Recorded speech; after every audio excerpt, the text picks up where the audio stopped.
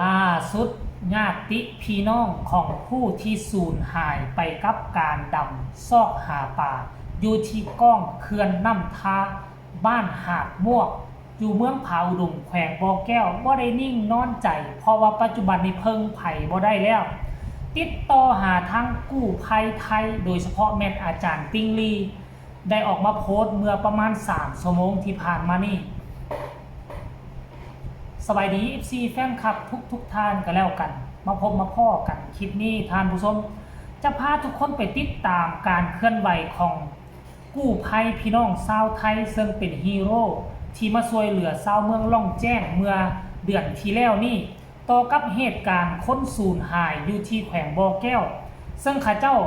บ่ได้นิ่งนอนใจข้าเจ้าติดตามข่าวอยู่ตลอดเวลาแต่ว่าสาเหตุที่ข้าเจ้าบ่ได้ออกโตสาเหตุที่ข้าเจ้าบ่ได้เคลื่อนไหวก็เพราะข้าเจ้าอยากปล่อยให้กู้ภัยพื้นที่เป็นผู้จัดการก่อนเนาะท่านผู้ชมเพื่อเป็นการให้เกียรติอิงตามการเคลื่อนไหวอิงตามการโพสต์ของอาจารย์ติ้งลีกับความหมายแบบซี่แหละคือเกิดเหตุอยู่ทั้งฝั่งบ่อแก้วอยู่ในดินแดนลาวต้องให้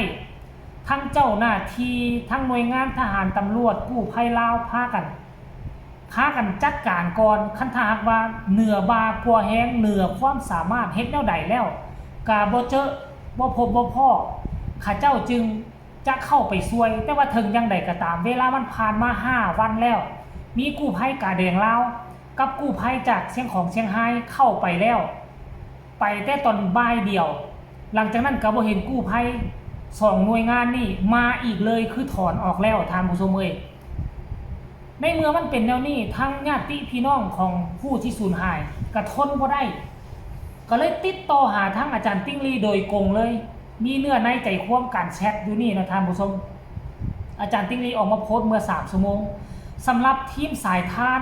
ก็ปรากฏว่าจะเข้ามาก่อนหมู่แล้วเพราะมานัดได้โพสต์ลงแบบนั้นอยากหาคนพื้นที่อยู่แขวงบ่อแก้วเพื่อจะประสานงานกู้ภัยจะเข้าไปช่วย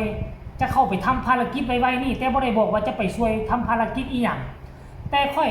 สามารถเดาได้เลยน่าจะเป็นคนสูญหายมี 100% แล้ววันนี้อาจารย์ติ้งลีก็ได้รับการติดต่อว่าจังไดว่าตี้นี่สบายดีว่าซั่นเด้อ้ายเก่งเนาะพอดีมีเรื่องอยากขอความช่วยเหลือมีหลานชายค่อยไปหาปลาอยู่ใต้เขื่อนแล้วติดอยู่ในหูออกมาบ่ได้คืออยู่ที่สปป.ลาวบ่มีทีมดำน้ำตอนนี้มีคนแนะนำอ้ายบอกให้ลองขอความช่วยเหลือจากขอความเมตตาจากอ้ายว่าซั่นเด้หาก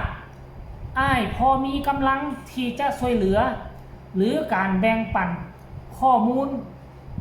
หรือแนวทางก็จะเป็นพระคุณอย่างยิ่งอันนี้เป็นญาติผู้ที่สูญหายเนาะที่เพิ่นทักมาหาอาจารย์ติ้งลีแล้วอาจารย์ติ้งลีก็ออกมาโพสต์แบบนี้เนื้อในใจความว่าจังไดจะอ่านสู่ฟังเด้อญาติคนที่จมทางน้ำสปป.ลาวติดต่อขอความช่วยเหลือเอาจริงๆว่าซั่นในที่ผ่านมาในกลุ่มพวกเฮาก็ร่วมทีมกู้ภัยลาวไทยหลายหน่วยได้โอ้ล้มปรึกษาหารือกันตลอดว่าจะดำเนินการช่วยเหลือแนวใดว่าซั่นเด้เพราะนี่ก็ผ่านมาหลายวันแล้วทางเฮาก็เป็นห่วงและเห็นใจหลายๆว่าซั่นเด้เบื้องต้นคงต้องให้หน่วยงานในประเทศออกดำเนินการก่อนนะครับว่าซั่นเด้เฮาจะประเมินแนวทางการช่วยเหลือเป็นระยะว่าซั่นในกลุ่มยังประสานงานกันตลอดอันนี้ทีมกู้ภัยเมตตาธรรมแต่สำหรับสายทานน่าจะลุดหน้าไปก่อนแล้วนะสายทานจะเข้าไปไวๆเพราะอิงการโพสต์เคลื่อนไหวของอ้ายมนัสเนาะสายทานนี่จะเข้าก่อนสำหรับอาจารย์ติ๊กนี่มอบให้ทั้งพื้นที่เขาเจ้าเฮ็ดก่อนเว้าง่ายๆก็คือคันอยากให้เขาเจ้าไปต้องมีลายลักษณ์อักษรจากเมืองจากแขวงเนาะอยู่บ่อยู่สิให้ทีมงานกู้ภัยต่างประเทศสุรุ่ยสุร่ายไปแบบบ่ถูกต้องตามจุดประสงค์เนาะอยู่บ่อยู่แบกอุปกรณ์ระยุงระยางละข้ามด่านไป เดี๋ยวทั้งนานกับสิถามอีกจะยากในการข้ามดงข้ามด่านจะมีการเก็บค่าอุปกรณ์ต่างๆนานาขั้นท่ากรณีว่ามีการประสานงานเป็นลายลักษณ์อักษรจากบ้านจากเมืองจากแขวงแล้วก็ส่งไปให้เพิ่นทางออนไลน์เพิ่นจะได้เอาเอกสารดังกล่าวนี่เพื่อเป็นการเดินทาง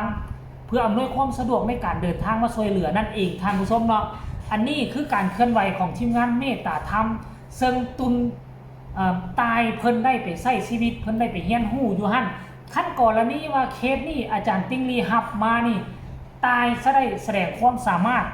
กับสถานที่จริงเป็นครั้งทำอิฐหลังจากที่ตนเองได้ไปฝึกฝนล่อหลอมอยู่ทั้งประเทศไทยนั่นเองท่านผู้ชมเนาะ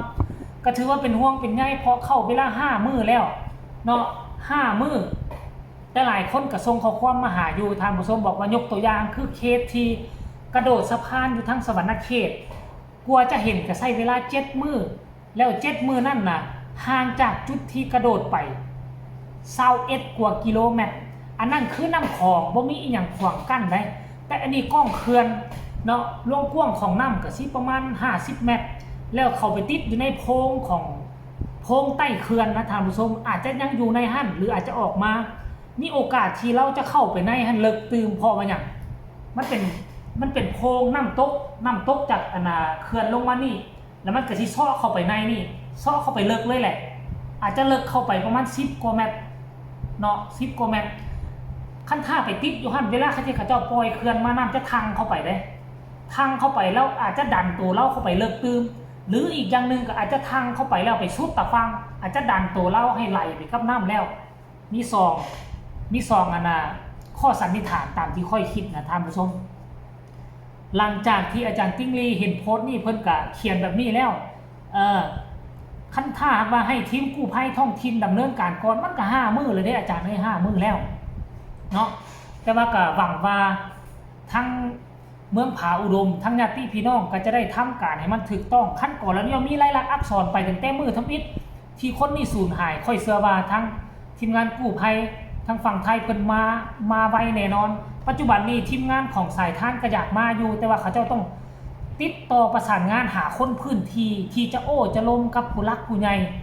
เจ้าหน้าที่ในพื้นที่บ่แม่นว่าเฮาจะขอความช่วยเหลือแล้วขอมาแล้วเพิ่นสิยกมาเลยต้องหาผู้ติดต่อประสานงานขออนุญาตเข้าพื้นที่ก่อนเพราะเพิ่นเป็นทีมงานต่างประเทศต่างประเทศ